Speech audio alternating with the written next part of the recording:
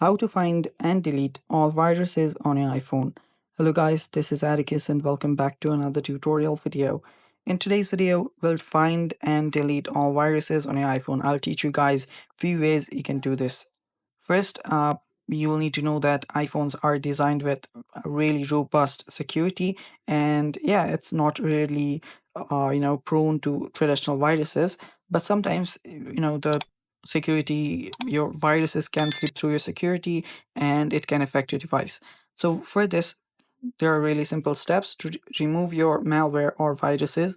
You can restart your iPhone. To restart your iPhone, you can just go to your settings, go to general.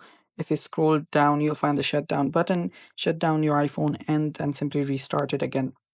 Sometimes temporary viruses just get removed after you restart your iPhone. The other is check for suspicious app. If you find any app which you might think is suspicious, you can simply delete it. I'll just show you for an example. Long press on an app, tap on remove app, and then tap on delete app to delete it.